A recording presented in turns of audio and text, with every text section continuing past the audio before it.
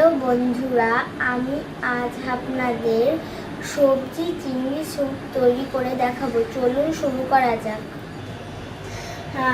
আমি এখানে সবজি চিংড়ি স্যুপ তৈরি করতে আমি এখানে 3 রকমের ক্যাপসিকাম নিয়েছি আর কিছু চিংড়ি মাছ নিয়েছি ছোট সাইজের একটা পেঁয়াজ। আমি একটা বাটিতে 2 কাপ নরমাল জল দিয়ে 1 প্যাকেট থাই চিকেন স্যুপ ভালো করে গুলিয়ে রেখেছি। আমি এখানে একটা ফ্রাই প্যান নিয়েছি, চুলায় বসিয়ে দিয়েছি। ফ্রাই প্যান গরম করে আমি একটি ফ্রাই প্যান চুলায় বসিয়ে দিব। ফ্রাই প্যান গরম হলে পরিমাণ মতো তেল দিব। ফ্রাই প্যান গরম হলে পরিমাণ মতো তেল দিব।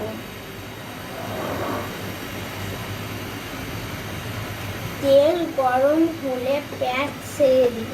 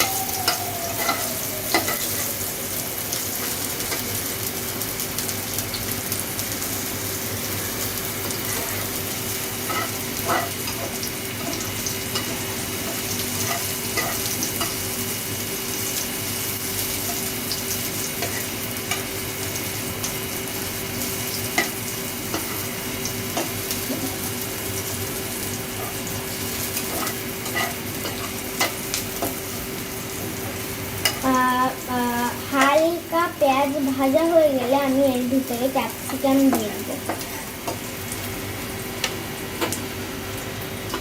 আপনারা চাইলে বিভিন্ন রকমের ক্যাপসিকাম দিতে পারেন। আমি এর মধ্যে ক্যাপসিকাম দিয়ে দিচ্ছি 3 রকমের। আপনারা চাইলে বিভিন্ন রকমের সবজিও দিতে পারেন।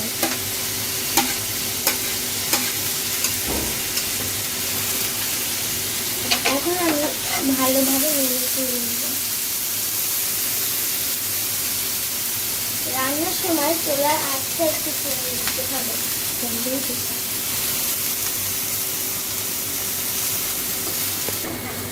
আমি ভালোভাবে পেঁয়াজ আর ক্যাপসিকামগুলো ভেজে নিচ্ছি।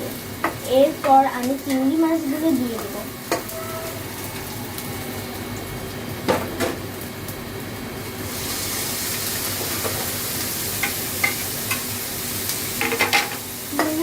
ও সবজিগুলো ভালো করে নেড়ে চেড়ে ভেজে নেব।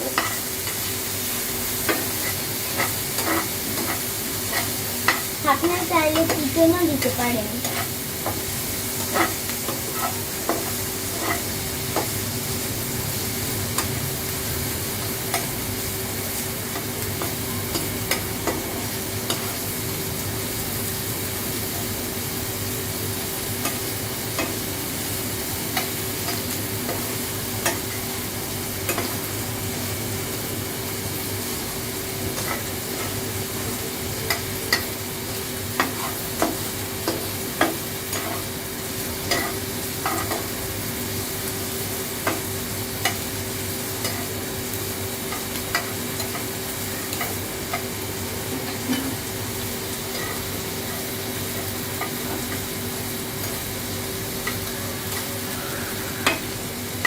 ভালো করে ভাজতে হবে চিংড়ি মাছগুলো ক্যাপসিকাম আর পেঁয়াজের সাথে।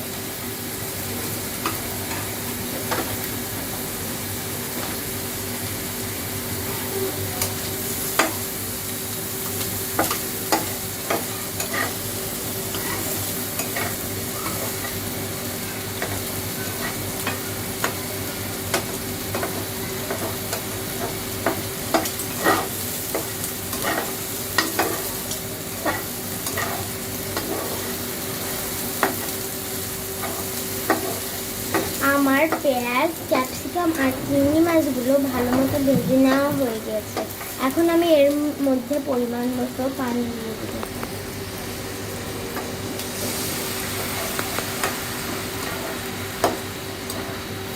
এখন আমি এগুলো সিদ্ধ করে নেব।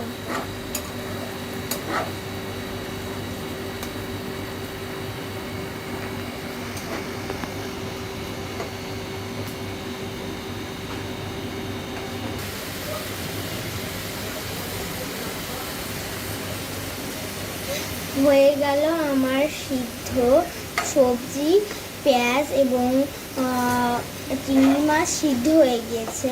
বেশি ভাজলে ক্যাপসিকামের রং নষ্ট হয়ে যাবে, ওই জন্য আমি অল্প করে ভেজে নিলাম। এখন আমি এর ভিতর স্যুপ ঢেলে দিব, আগে থেকে গুলিয়ে রাখা স্যুপ।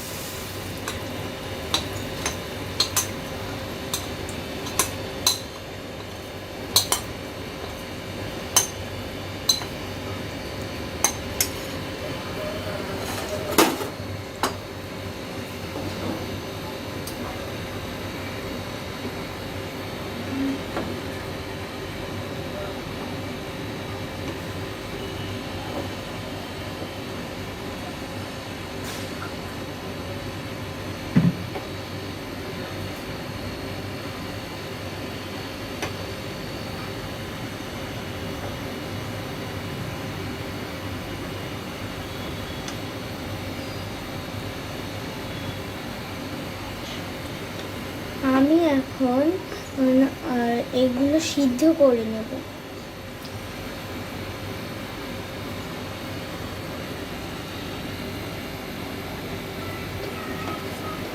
আমি এখন এগুলো 2 মিনিট মতো জাল দিয়ে নেব।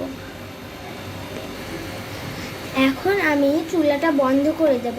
আমার এগুলো রাধা হয়ে গিয়েছে।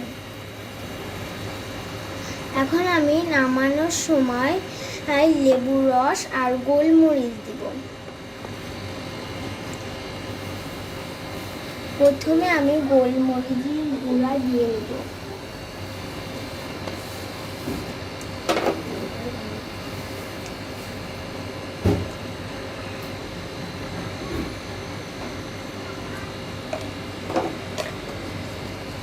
এখন আমি এটা ভালোভাবে নিয়ে নেব।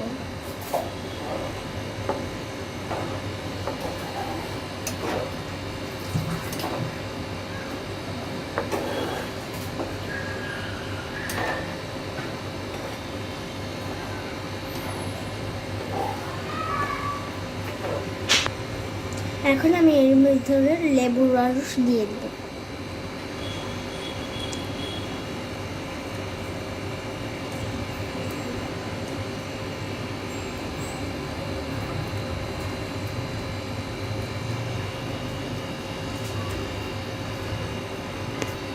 লেবুর রস দিলে অন্য ফ্লেভার আসে আর স্বাদেও সুস্বাদু লাগে খেতেও।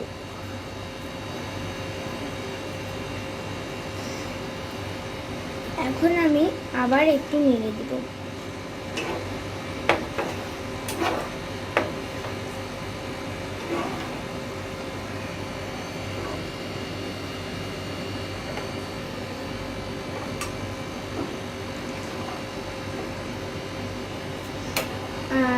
এখন আমি চুলা থেকে নামিয়ে পরিবেশন করব। আমি পরিবেশনের জন্য বাটিতে স্যুপটা ঢেলে নিয়েছি। তৈরি হয়ে গেল আমার মজাদার চিংড়ি ও সবজি স্যুপ। আমার রেসিপিটা ভালো লাগলে লাইক, কমেন্ট ও সাবস্ক্রাইব করবেন। আজকের মতো বিদায় নিচ্ছি।